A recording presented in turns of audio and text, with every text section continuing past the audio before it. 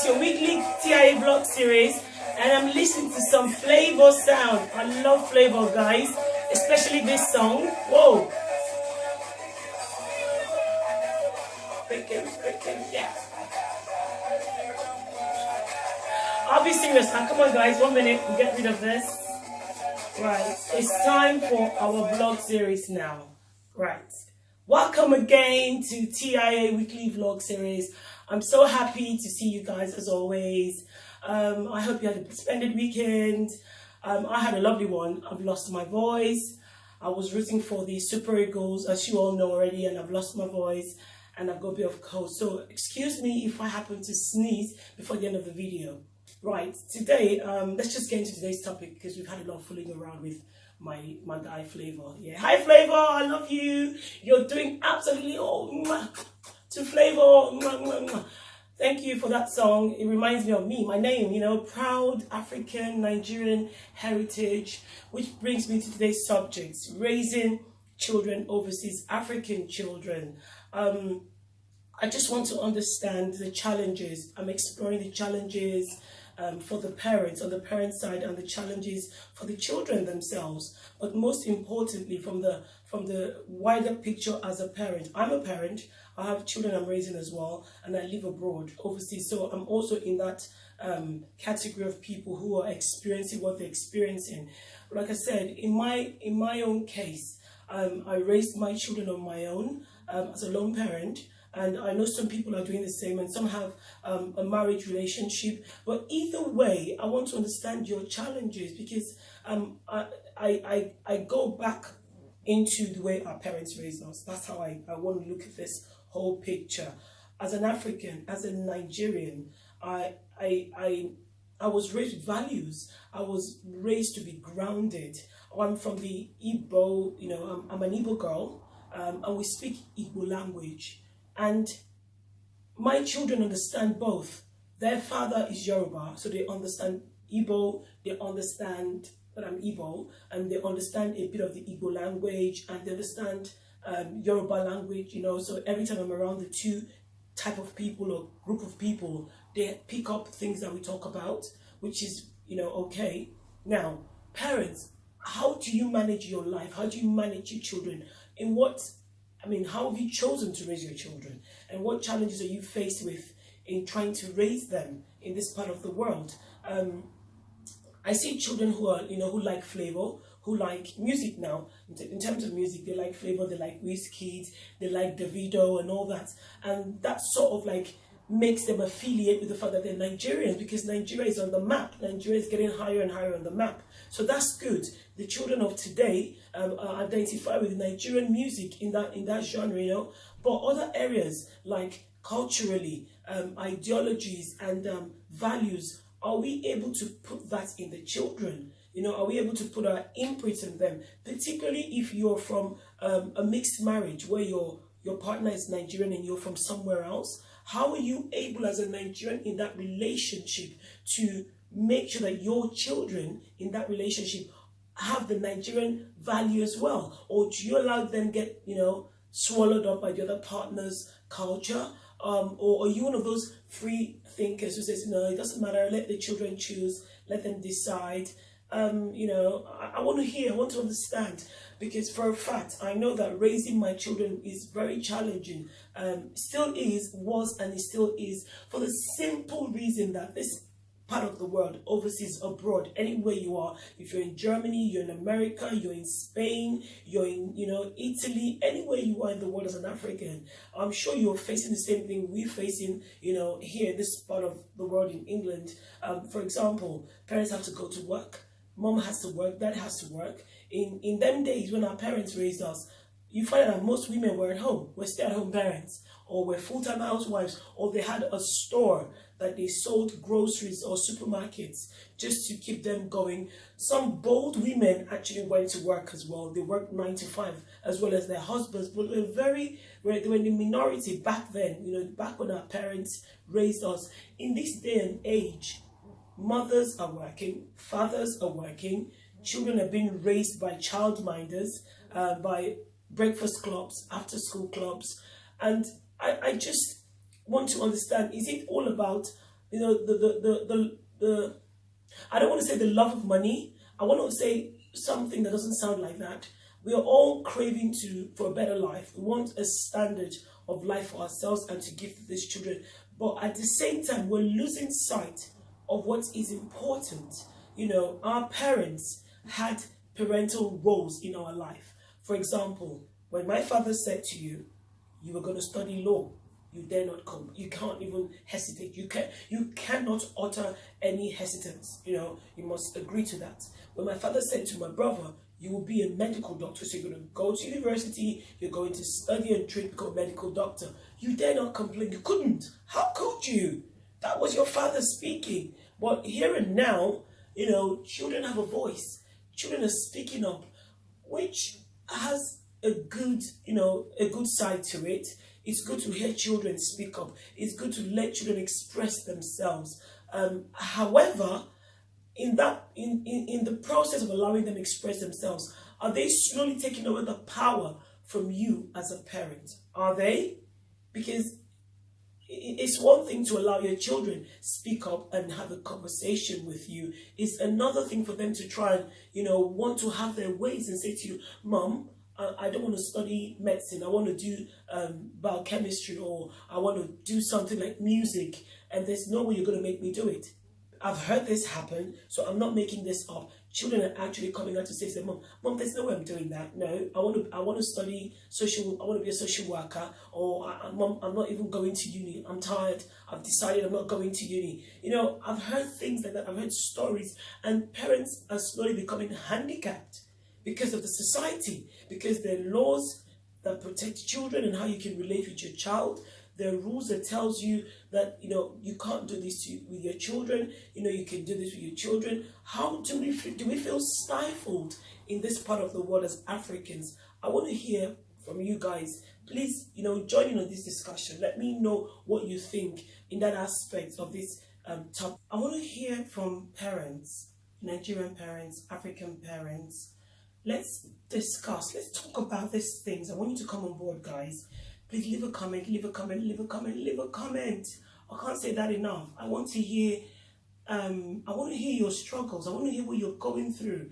Because for a fact, from the minute I personally had my children, from the first day I had my second child, 3 days later I was back on the road because I needed to drop the first one at school.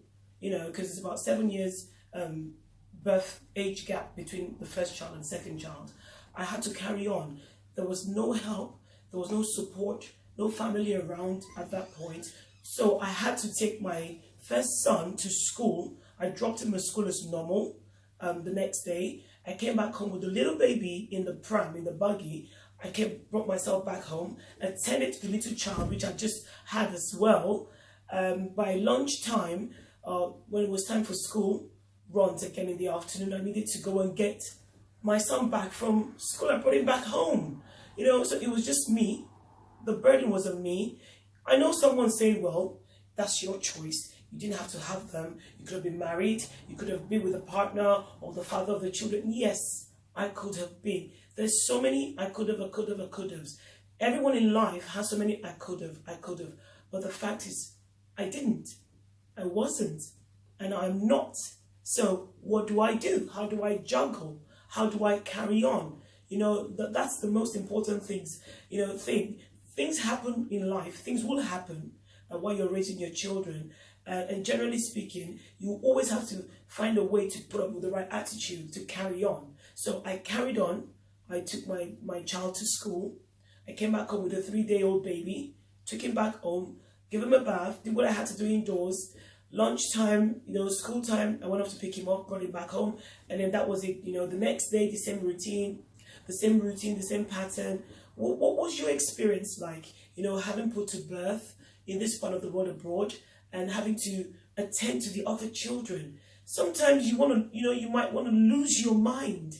And this is where I draw comparison to life in Nigeria, in Africa. In Africa, your mother will come to you just put to birth. You just had a baby. Your aunties are with you. Your cousins. There's always a relative in the picture that will come over to help you. Because in Africa, like I always keep saying, Africanness means community. Obviously, as the society has been changing, the African society, as I understand, has equally changed back home. But are we slowly losing what is important as African in us? Are we slowly allowing societal value, Western values, to corrode what we should represent as Africans? In the UK, raising your child who's a teenager is a struggle.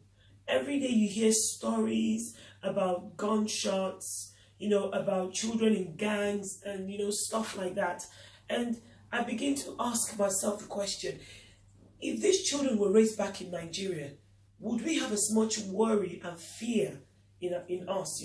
Would we be so concerned? Would I be so concerned? Maybe not as concerned.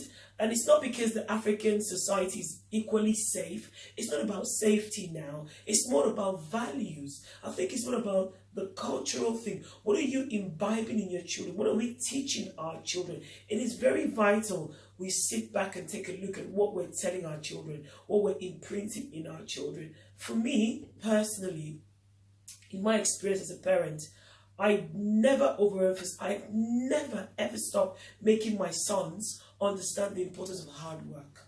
They've got to be hardworking. They cannot sit about and be lazy and, wait for manna to fall from heaven. It doesn't happen. I always let my child understand that hard work pays. No one's going to give you, a loaf of bread for free. I make them understand that. And I make them understand that you can go for an interview tomorrow and you may not be selected. But that doesn't mean you should stop attending interviews. That does not mean that there will not be that one interview that you will be selected. You've got to keep going on. There's so many messages about life we have to put into our children that is very vital.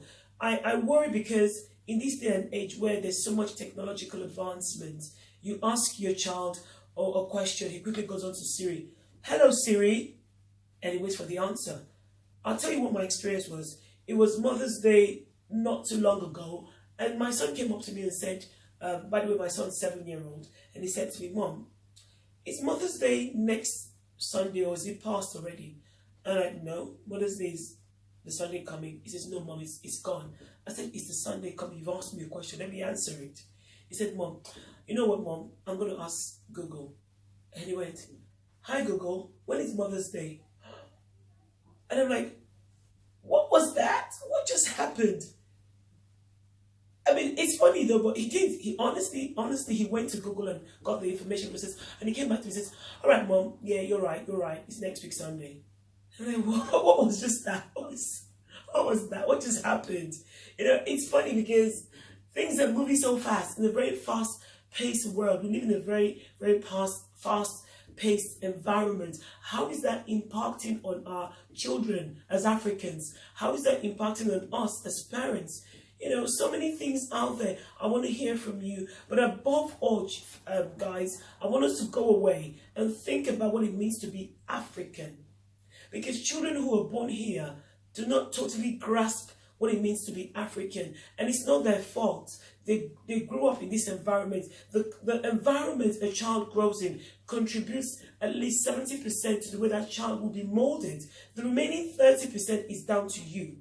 You the mother, you the father. The 30% or 40% or 50% of how that child will be molded, of what values that child will take away as an adult in his adult years to come, is down to you, is down to me, is down to us as parents. So we need to remember that. Yes, we're far away from home. We're miles away from Africa. We're miles away from Nigeria. But it pays. I tell you, it pays to remind your children that you are African, you are Nigerian, and you have to take that with you everywhere you go, because these children have beautiful destinies. They will have beautiful destinies. They will have beautiful futures, which we don't know, but we pray that they manifest their futures. They live to manifest their futures and their destinies. But we must also always remember that we have a role to input in those children that vital thing, that vital tool that will help them become better adults. Be it an African, message, be it a moral message that, look, hard work pays, or listen, you're a Niger boy, you got to remain, have that hustling in you. You can't let society take you down. Whatever your message is, just remember that that child needs to stay true to who he is, his roots. And his roots is in Africa. His roots are in Africa. It could be in Nigeria, it could be in Kenya, it could be in Ghana, it could be anywhere in Africa. I cannot stop saying this, because I love the fact that I'm African, I'm a Nigerian. I say it all the time on my vlogs. I'm proud to be an African. I'm proud to be a Nigerian. And above all, I want to share with the world what it means to be an African, what it means to be a Nigerian. Nigeria as a country may have its negative, publicity here and there, as does many other countries in the world. But, it doesn't stop the fact that there are people who are good amongst Nigerians. There are qualities that are actually very good amongst Nigerians. Nigerians are very industrious people. We're very entrepreneurial. Nigerians are not lazy. We're not lazy people. Nigerians are highly intelligent and extremely clever people. I'm just saying the obvious, for those who are not Nigerians who are watching my video, I need you guys to know that when you're dealing with a Nigerian, you're dealing with a highly intelligent, clever person, and also as an African, Africans are we're strong, we're resilient. We don't allow societal pressures eat us up or take us down. Are you a Christian? Are you a Muslim? Are you an atheist? What are you teaching your child? Are you one of the free thinkers saying things like, what? There's just too much, all this church here, church there. Every African is a churchiest person. I'm not going to burden my child. I'm a free thinker. Let my child grow up and decide whether he wants to be a Christian or a Muslim or an atheist. I can't be bothered. Are you one of those kind of parents? Or are you an African parent who's a friendly parent to their child? Are you more like, I'm a buddy with my children, me and my children are buddies, we talk like buddies, I treat them like my friends, we're mates? Or are you anything like me? Are you like me? Are you one of those astute parents who always assume parental roles, who always let the child know, like, listen, I'm the parent. You don't tell me what is going to happen. I tell you what will happen. Are you like that? I'm a little bit like that. Not all the time like that, don't get me wrong, but I'm a little bit like that because I need the child or children around me to understand that I'm the adult, I'm the parent, and the parent should always know better. See, children would excel and be better in an environment where there's routine, where there are rules and regulation. That's how they're made as children. They're made to exist, survive in an environment of rules and regulation. Without rules and regulation being imbibed onto a child, the child will turn out the other side.